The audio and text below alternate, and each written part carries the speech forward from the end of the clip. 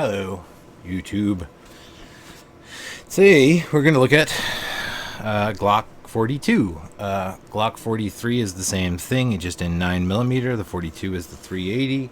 Was their first in the pocket gun line, sub compact. So it is similar in design to the other Glocks, but because it is a significantly narrower frame, it is not parts compatible with pretty much any other Glock. So the 42 and the 43 have a lot of parts compatibility, but unlike almost everything else in Glock's line, all the other parts, they're going to be unique to these guns. They're going to look like smaller versions, but they're just too small size-wise. So the standard Glock has a 1-inch wide slide and frame to match. The 21, the 45 caliber double stacks are larger width-wise. So there are different parts for that one, but so many of the rest of the Glock line, the 40s, the 10s, the 357 SIG, everything else, the 9s, they're all that 1-inch size, so there's a lot of parts compatibility. Anyway, without going into that any more than we already have, gun is clear. Takedown is same as other Glocks. Verify that it's clear, no magazine, and pull the trigger. And now we're going to pull down on these after we pull back the slide just a little bit. Now when I say just a little bit, literally just a little bit here. We're going back 1/8 of an inch, and that's all it takes to get the unhook this piece of metal. So after that, we let it slide off the front. We can pull the slide off of the frame. Go ahead and set the frame aside. It does have the dual recoil rod that they began using in the Gen 4 Glocks. Obviously, it's a dinky version of it, but design is the same. The barrel is going to look awfully familiar. The same shape barrel hood, wider side for extraction, same feed ramp. All these are essentially going to be very similar to the full-size barrel. Now here's where we can start to see our first differences, notably the firing pin safety. It's not round, and it protrudes not only in past the middle a little bit, but also into the edge of it. There's a cutout in that top rail for clearance there. Normally the firing pin safety is smaller. Once we get it out, we'll see that there's also a front and a back to it. It's not just a cylindrical,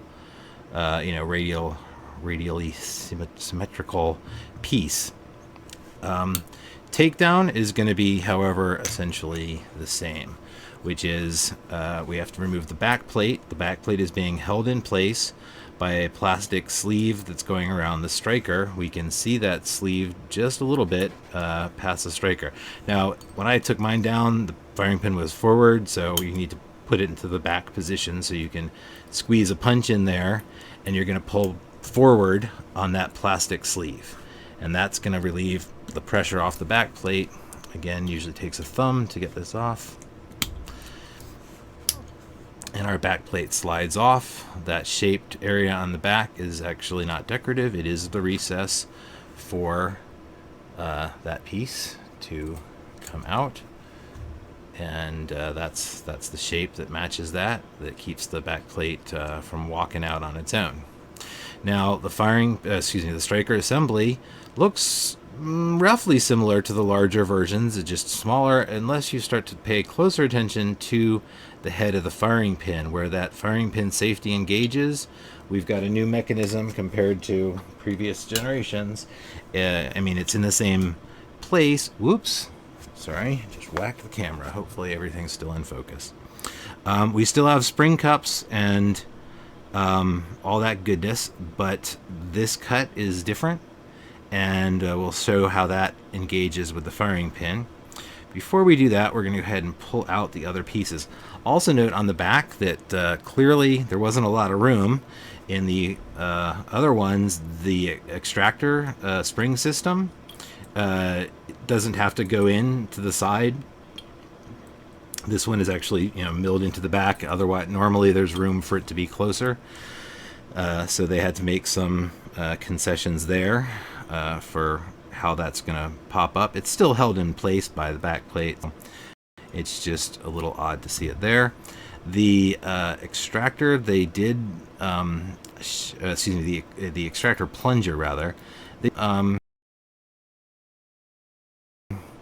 not 100% sure what they were going for there. It's possible they were just cutting down on weight for some reason. That doesn't make a whole lot of sense why they didn't make that a whole shaft there. And then the end where it's going to push on the extractor is again shaped. Not 100% sure why. Like the other ones, this spring system comes off. There is the plastic plunger on the back side so that it doesn't wear a hole in the...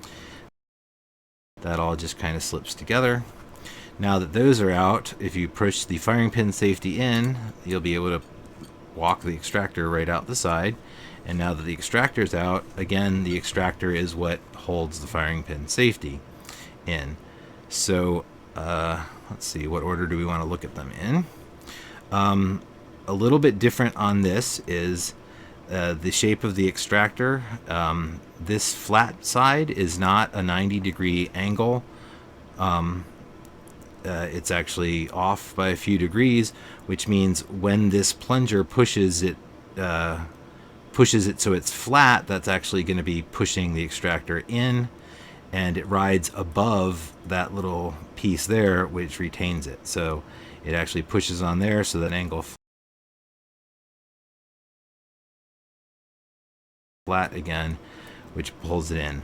The little raised edge here is the loaded chamber indicator. When there's a round in, that pops out the side of the slide just enough so you can see it like that, so that if you see that piece sticking out the right side, you know that there's a round in the chamber. If there's no round in the chamber, it'll be flush.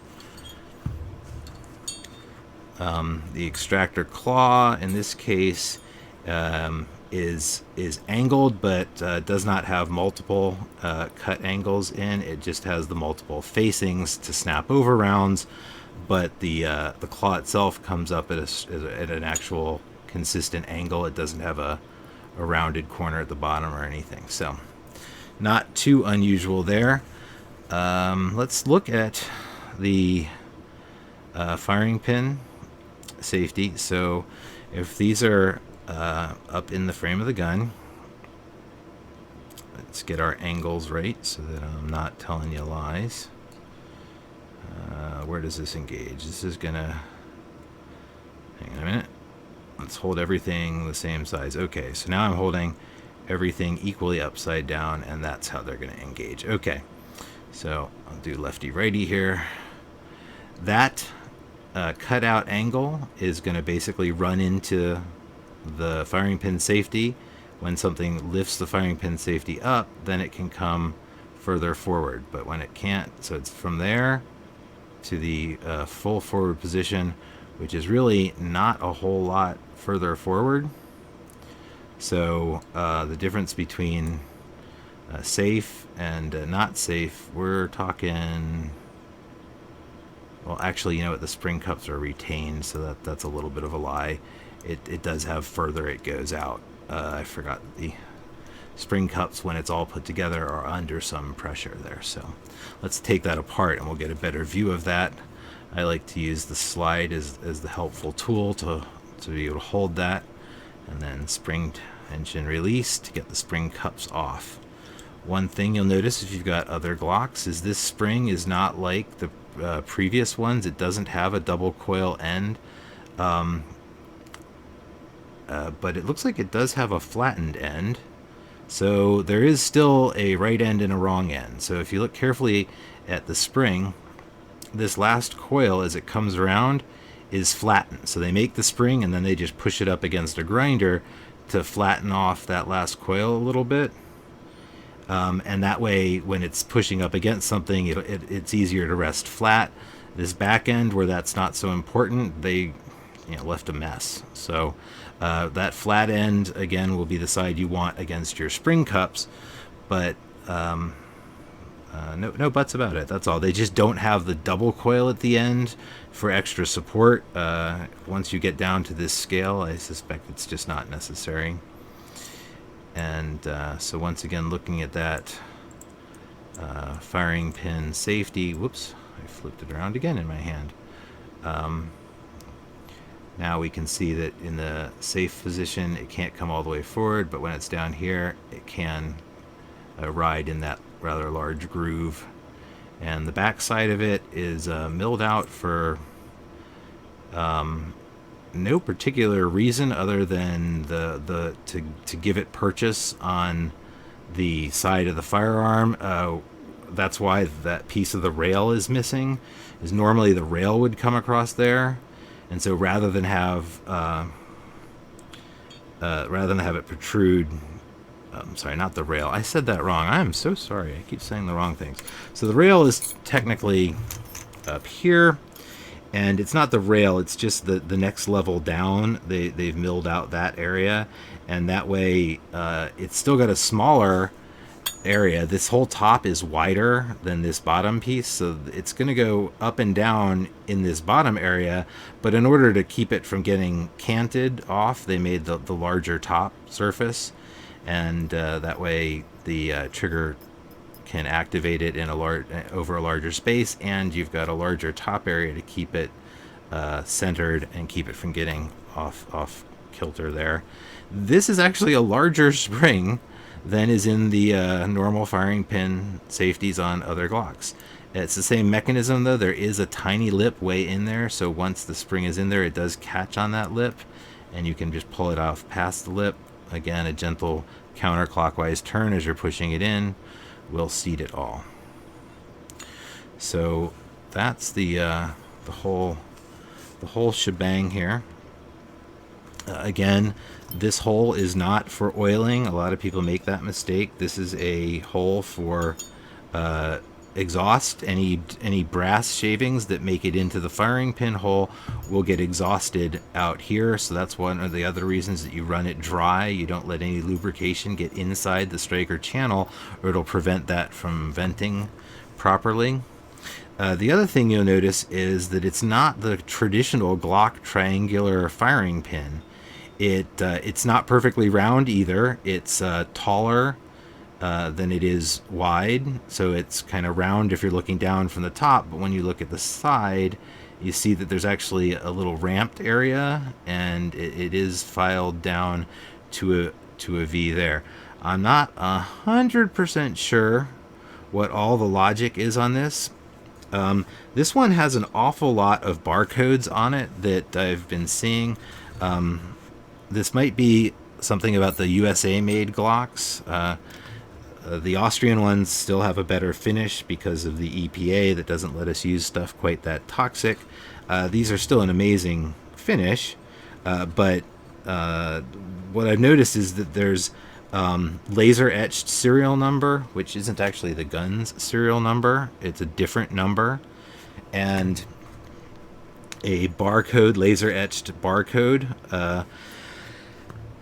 I'm not a betting man, but if I were, I would hazard that if I put this under sufficient microscope, that this actually has a barcode on the head of the firing pin, and that this is all tracked back and registered so that the casings fired by this firing pin, if put under a microscope, you would see the barcode on the primer after the primer strike, and they can trace it back to the firearm. So I don't know any state that requires that. I know that there's a lot of people who would promote that as a gun control measure. I leave that up to the viewer as to their opinion on it. I have no particular opinion on these kind of laws, but I'm just saying that's the technology, and while I don't have anything that would give me a good enough magnification to see that's my feeling, is that that's part of the reason that this firing pin is not the traditional triangular one and is larger, and that there's a mysterious barcode and number that doesn't actually match the serial number of a gun. They're obviously tracking something else about this firearm. That's my best guess, is that that's a micro stamp for the primers. The barrel doesn't have... Oh, I take that back. The barrel actually has a different serial number on it. 1, 2, 3, 4, 5, 6, 7, 8, 9, 10. 1, 2, 3, 4, 5, 6, 7, 8. They're both 10-digit codes. It could be that there's also a rifling pattern. They have a way to actually make a microscopic change in the rifling. So, and there's the barcode on the underside there. So it's possible that this has not only a primer stamp, but also a rifling fingerprint. So cool as these little guns are, they are obviously using some new tech, and anyone who likes to research that stuff, please do. If you figure out what it's for, leave a comment, let me know. So putting it back together, again, I'm using the slide to hang on to everything, and I'm just depressing the spring as I seat the spring cups. Again, I like to set the spring cups off so that they're not exactly lined up with where that spring ends, just because Glock says to. Whether there's real value in that, I'm not ever 100% sure. So when we're putting this back in, size-wise, it's not perfectly round. So there's, now suddenly a wrong way and a right way to put it in there. If you have it completely 90 degrees turned around, it doesn't go in at all. And so there's really only one way to get it in. So as long as you're not forcing it, you're not going to get this step wrong. Whoops. Get it wrong if you don't pay attention. But so once it gets in there, it'll be able to easily go up and down. Not as easy as the perfectly symmetrical ones. And so I'm going to depress that in and drop the extractor into its little slot, and it'll hold these two together now while we put the rest of it together. So the extractor plunger, again, metal end in first so that the metal is pushing against the metal of the extractor, and the plastic on the back will be pushing against the plastic of the back plate. Our striker, slide our striker in, and now this is similar to the other Glocks. We're going to push down on the back of the striker. Not sure how well we can see this camera wise. I'm going to just get this piece ready, push down on that and get that started. You can use a back of a punch or something to help hold that down. Once it's started and you get it halfway, now you've got to push in that spring to get it past it, and you'll be able to see the metal of the back plate through that exposed hole. But now you're back together. Should have spring on the back, shouldn't be able to go forward unless you depress the firing pin safety, at which point we can see it protrude out through the breech face, and the firing pin safety snaps back up afterwards. I'm not going to put the rest of the field strip parts back in case we use the slide for demonstration later. Now we're going to switch back to the frame. So similar to the original model, Gen 1 Glocks, you don't have two pins going through the locking block anymore. So you've got a pin here, and you've got the plastic pin in back. However, if you can see, the spring system in here is different. The slide lock, or the slide hold back lever, slide stop lever, whatever you want to call it, it now has a coil spring that gets depressed when this lifts up and then expands to push it back down. It is still going through this pin. It just means that our takedown procedure of how to get this pin clear is going to be a little different, because essentially while we're pushing on this, we have the same problem we did with the other Glocks, that the hole in this lever is a little bit wider than this pin, and this pin does have a groove so that it gets locked in place. And what that means is that, again, we're going to have to manipulate the slide lock lever. And in this case, the real thing is you're going to lift up on it and then push down on the front part of it, and you'll feel the front part wiggling around that pin, because that's the idea. It's a little harder than the other ones. The other ones you could just kind of wiggle in a circle and it would come out. This one you really have to know that you're pushing down on that little coil spring, and we'll have that out in just a second. This pin, I'm still of two minds at. It has a big groove on each side, which makes me think it's designed to be symmetrical, but it also has these two tiny grooves on one side, and I'm not 100% sure what the dealio with that is, whether they're there for a reason or not. So if anyone figures that out, let me know. But on mine, they were on the left side of the gun when I got it. So now that that's out, we can't get the slide lock out yet. The slide lock has to come out after the locking block in these ones. So that's a little bit different procedurally than the full frame ones. Locking block doesn't look too different. Now that it's out of the way though, now this piece lifts up and you can get a good view of what's going on there. So sitting on this pin, that groove is what locks it in, and that's why we had to push it down to kind of recenter it, because normally it's getting pushed up. So we came in and essentially what I was doing when I was manipulating it with my hands was holding this piece steady and pushing down here to push it downwards to try and get it centered. Once it's in there, the bottom of this spring, if you look really carefully, the top of this comes down just a little bit into the spring cavity. The bottom comes up a significant amount of the way, because when it sits in there, it actually gets pushed up from the bottom. So the top doesn't move, but it actually is riding up and down on the bottom half of this bar. So that's why that has to come up further, so it doesn't pop off as you're manipulating it. So there's that. And I mean, you can take this spring off if you have a burning desire to. Whoops. It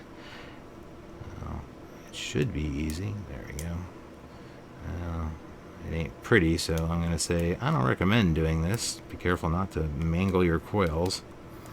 But now you can see what I was talking about, that the top is smaller because the spring doesn't actually move up and down on it, and the bottom is a little longer so that as the spring is moved upwards, it doesn't fall off.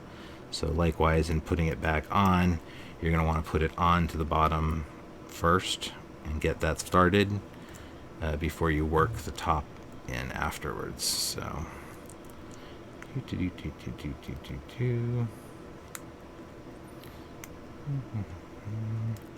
and I'm not forcing this, I'm just kind of letting it gently go one coil at a time as it wants to, until I can get it in there well enough to compress the whole thing over like that.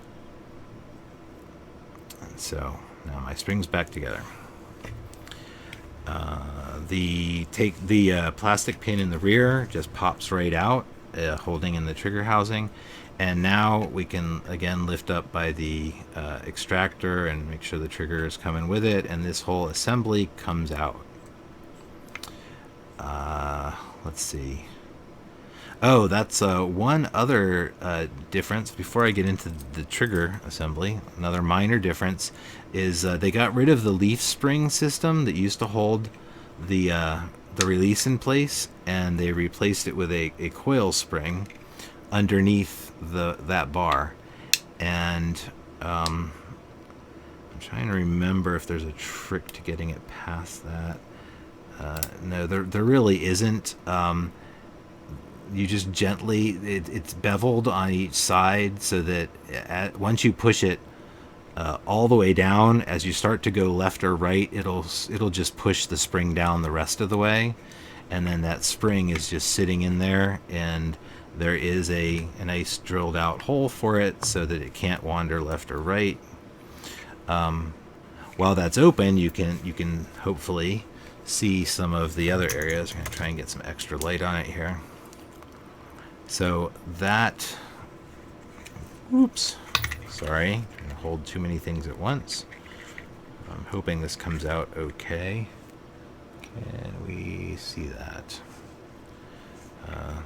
The idea here is this area here is where the slide lock sits. So again, they've drilled out an area where that spring sits, and there's a flat cut that goes further down. So when this is all the way in there, the bottom actually goes into that flat cut, and the spring stops at the bottom of where it's drilled. So when this piece is sitting in there, it actually will seat. Not if I don't put it in right. Let's try that again. It'll actually seat in there, and you can see that the whole thing can push down, and then the spring pops it back up, because the spring is being caught when there's still room for the rest of it to go down. I think that's it. More micro, yet another serial number on the frame, again different from the other ones, and again with a laser etched barcode, presumably that matches, in the back. So if you're looking for untraceable firearms, I'm guessing this is not the one for you. I'm going to go ahead and put this back together. When you're putting, now this does have a number on it. That's not a serial number. That's just a part number, so don't worry about that one. When you are putting this together, remember that there's a flat side, and then there's a side with a groove cut in it. The groove is the back side, because it's going to have an overhang here that catches on the bottom of the barrel. And so as we put this in, let's see, we're going to need something to push that spring down for us, just to get us started. And this punch is exactly the wrong size, so if we're clever, we would just use something wide enough, like a screwdriver, to hold that down. This should do the trick, and we really just got to get it started over that. And once we're started in, the shape of the piece is going to manipulate the spring for us, and let that slide back in. It should pop in evenly, go up and down. Wahoo! The magazine is reversible. It's essentially the Gen 4 style magazine, and it comes in and out the same way. You take a long flat-bladed screwdriver, and if you can see down inside, let's see if I can get an angle that you guys can see. It's hard to tell what you can see on camera and what you can't hear, sorry.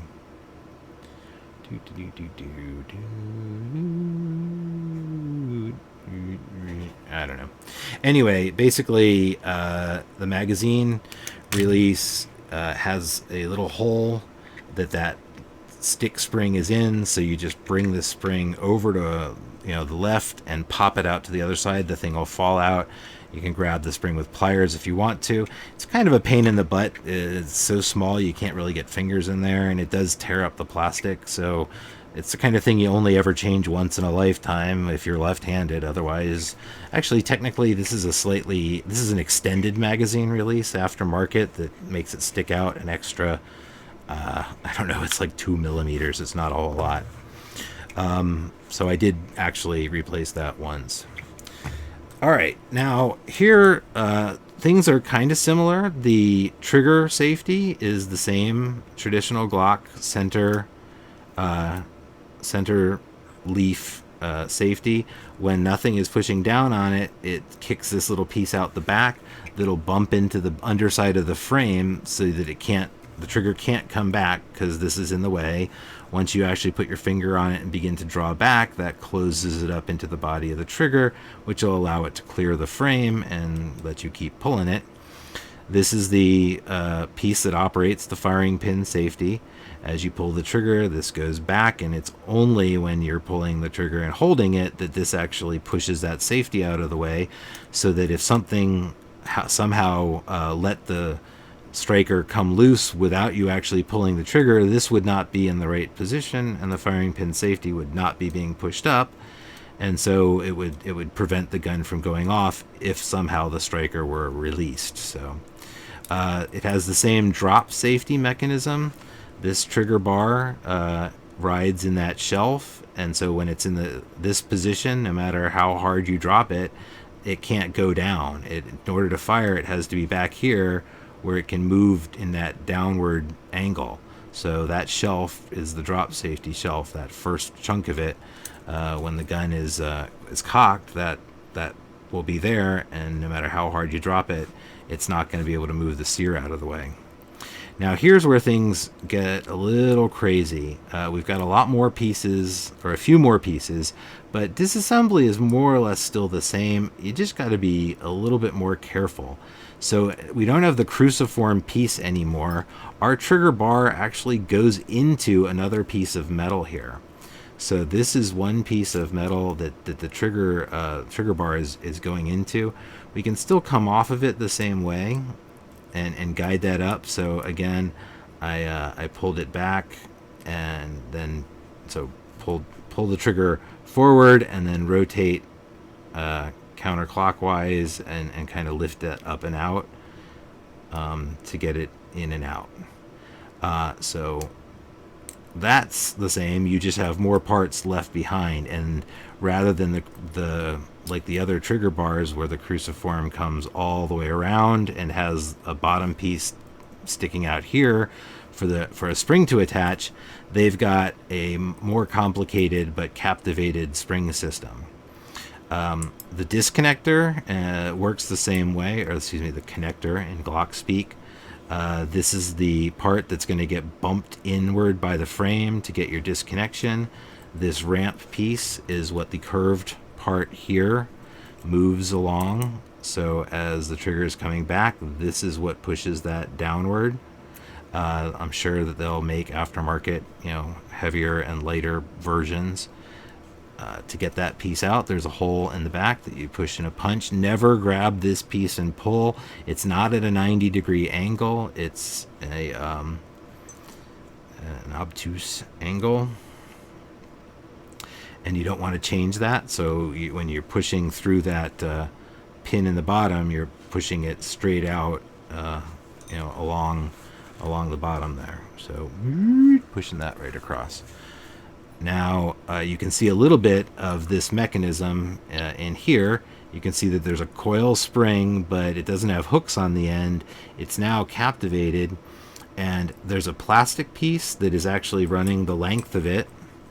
And then there's this big metal hook system where it attaches to the trigger bar.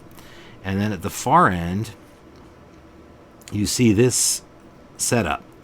And this is actually so that you can remove it. Hang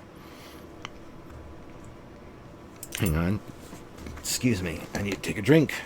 Uh-oh. Sorry.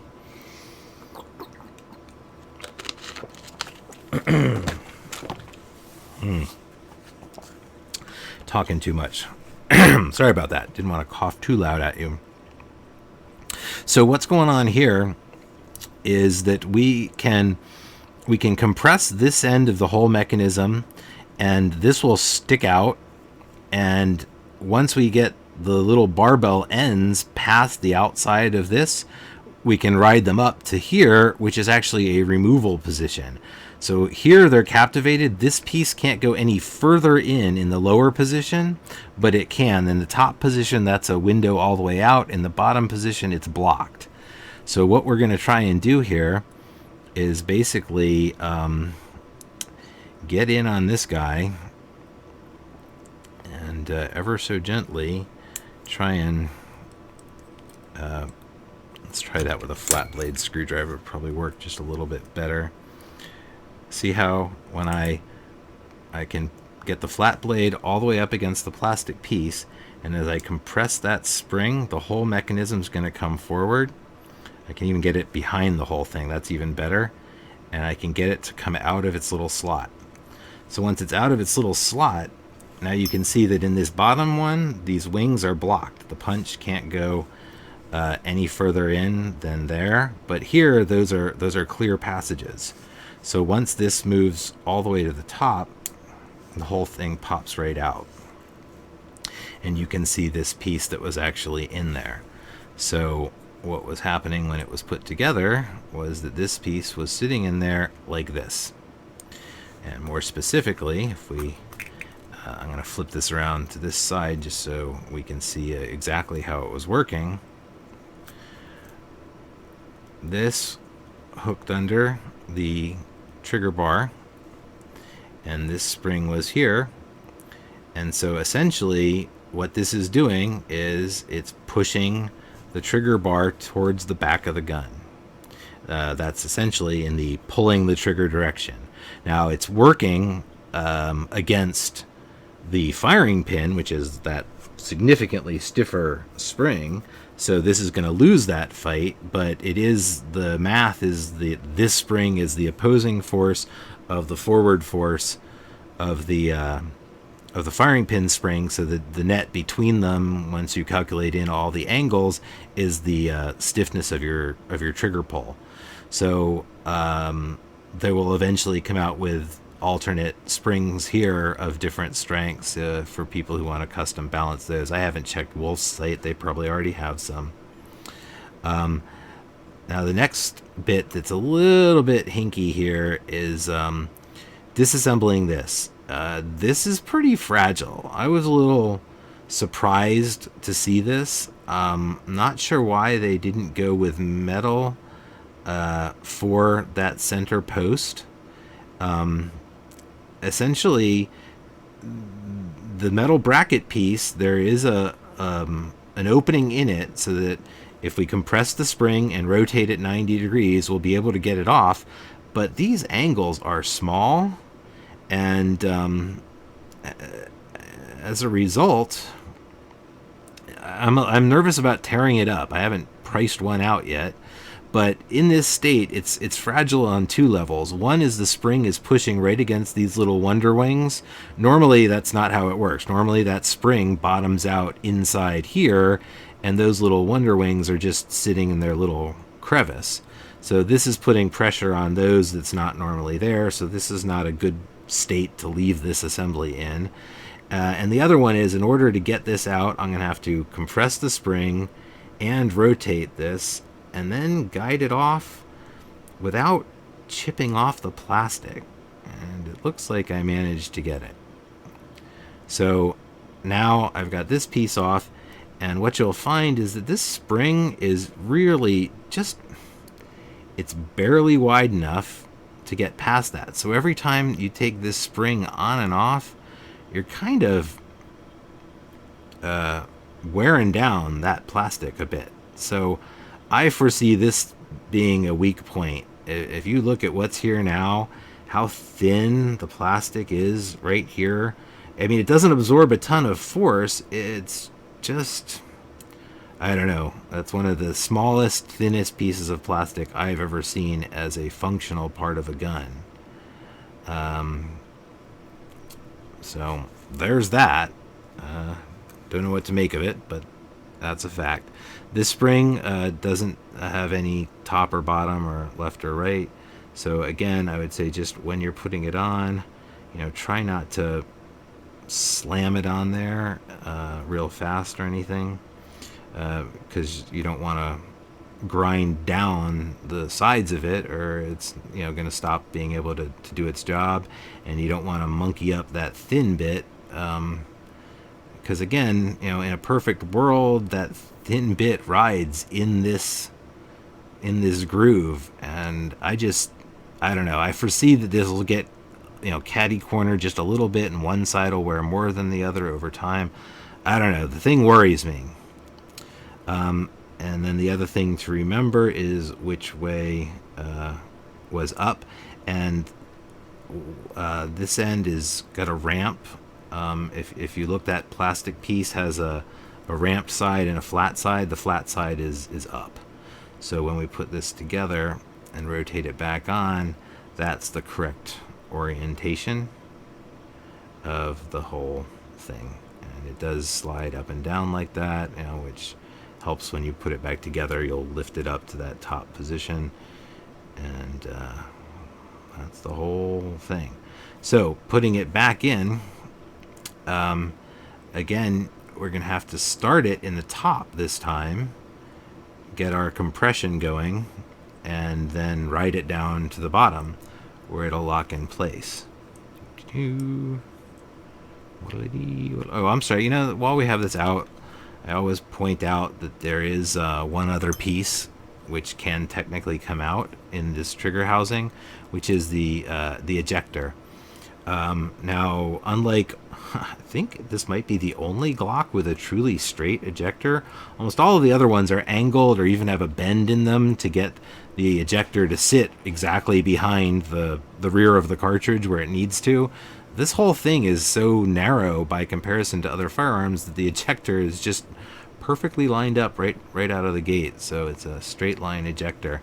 There's an opening in the back where you can take a thin flat blade screwdriver and get that started, and then the whole thing can slide out.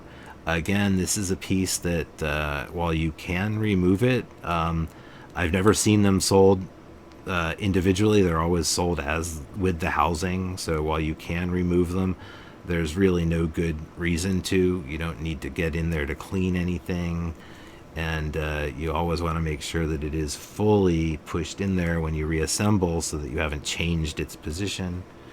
But anyway, that's how you get that out. So now this piece, I'm gonna cheat and use a screwdriver to help hold it in place. I'm gonna line it up, and there we go. Now that that's in there, I'm gonna push forward on it, and it just snapped right down into the bottom position. So getting it out was just a little harder to manipulate. I had to get something, behind that and get it started moving up, and then it pops out. Getting it back in looks to be significantly easier, because once you get it started, it's going to want to naturally drop into that position at the bottom where the spring pops it all into place. The connector goes back in, same place we got it back out. Goes in straight. Don't push on it up here, just push on it at the bottom. Use a punch pushing at the bottom to make sure it's all the way seated. It will not lay flat. It is at that oblique angle. And right, attaching the trigger bar back to it. As I mentioned, that this piece does have some room to flop up and down, and you're going to want to kind of get it into one of its more up positions as you do this. It's a little hard to do. You can even, like I just did there, sneak something under it if it's causing you trouble, because essentially what you're doing here is you need to catch the that edge on the trigger bar, and then pull the trigger forward and rotate it into place.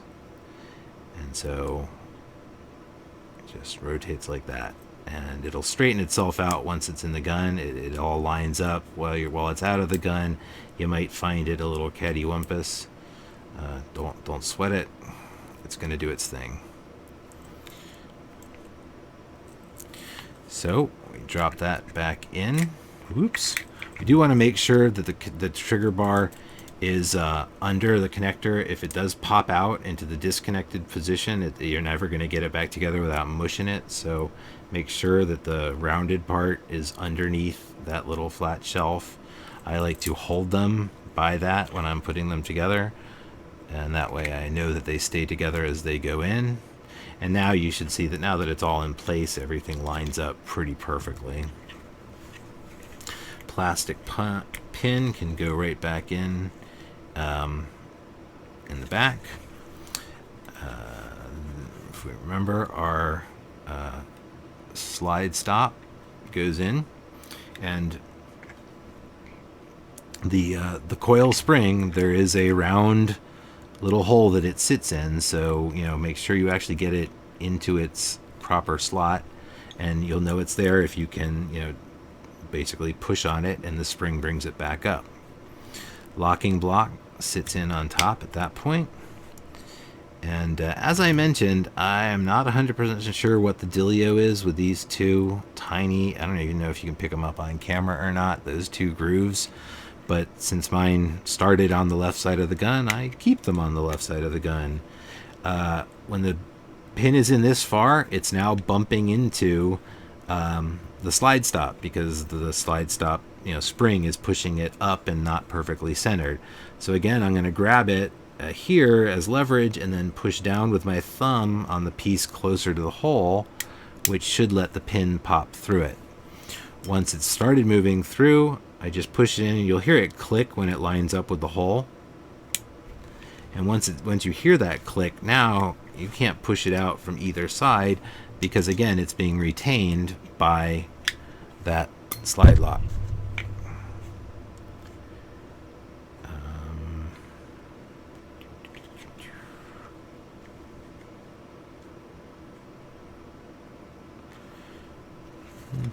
I'm trying to think if there's anything else interesting to talk about while we're here. Oh, yes. Unlike... so be careful if you manipulate this. Glock recommends that you don't do things like I'm doing now with the slide off the frame. If I wanted to put that trigger bar in the forward position, I can't just pull on it because there's really not enough room the way these are engaged. I'm not sure exactly which piece it hangs up on.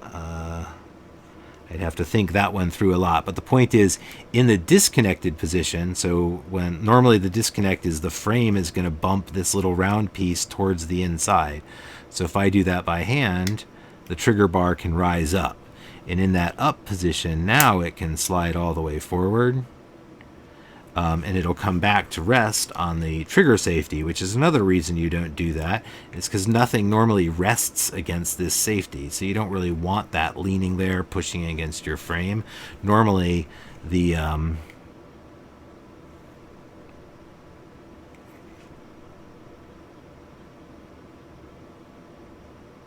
oh my god. I think I described how to put this together wrong. Oh, I did? I'm so sorry. Wow. Alright.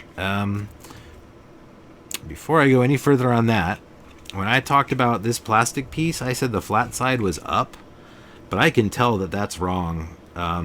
Because if you think about what's going to happen here, when that striker comes forward, at this point, we've got the striker running into that. So that's got to be backwards and upside down. I am just...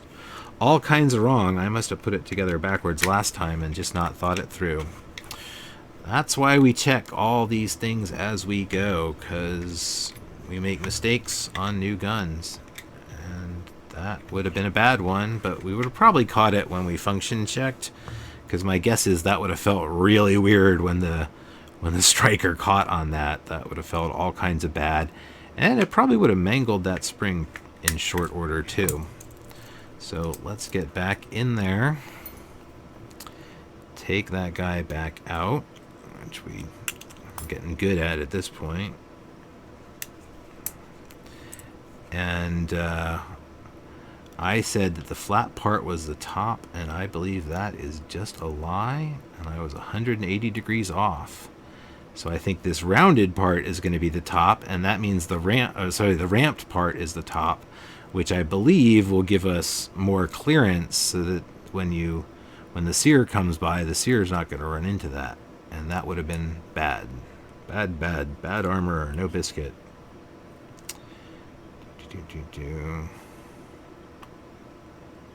Whoops. See, this is why I worry about messing with this piece at all.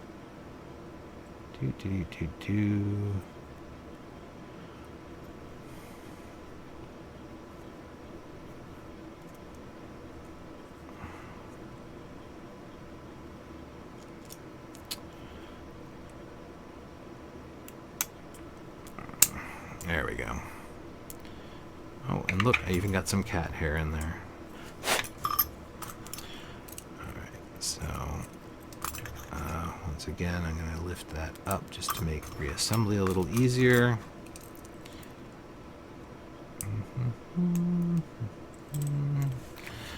Pop that all back into place.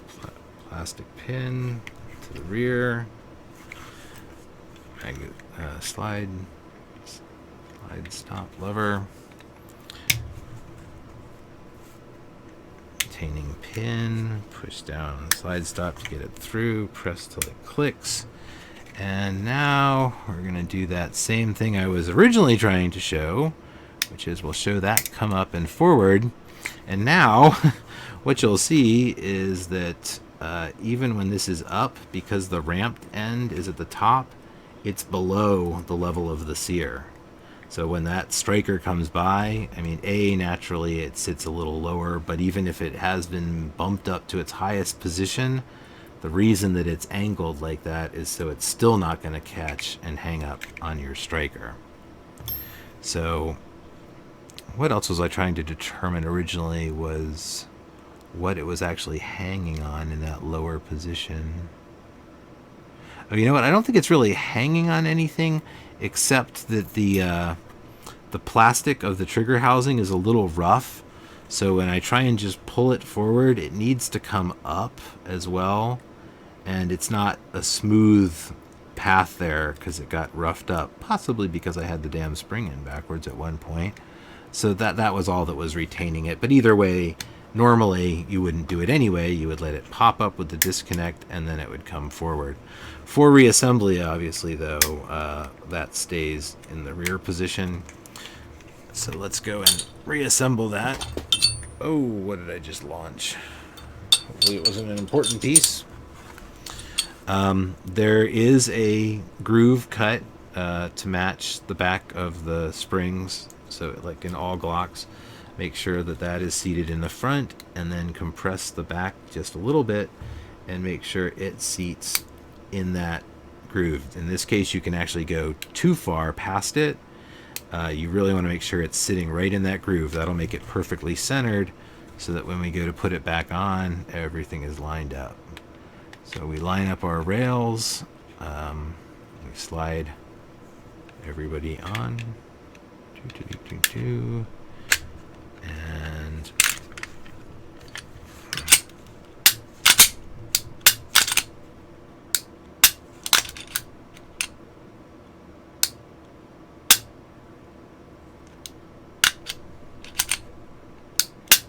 so function check.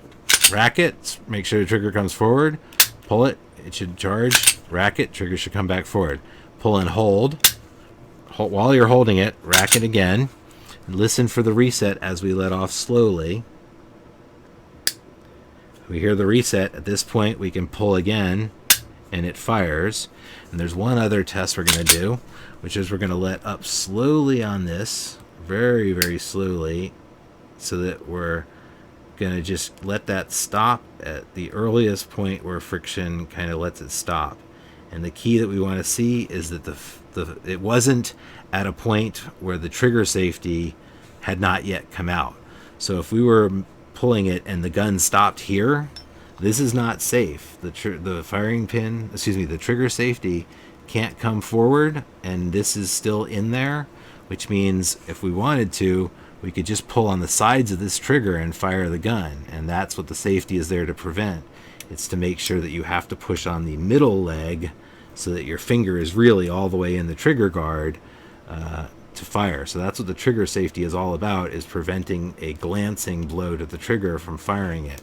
So if the return spring is not, in this case it's the firing pin spring, if you've changed the firing pin string or the trigger housing spring, you'll have changed that balance.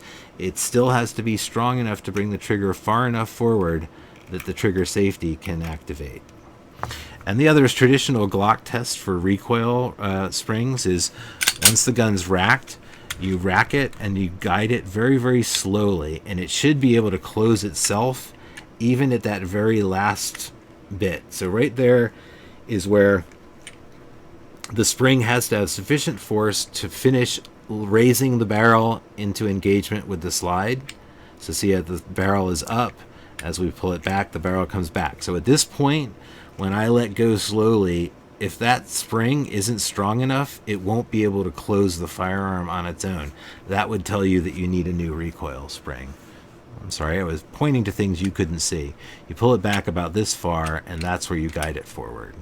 And it should be able to close itself under its spring tension. Don't snap it or it will, but if you just go really slow, it should always have enough force to close. And that's it. That is the Glock 42 380 ACP. Hope you had fun. Stay safe.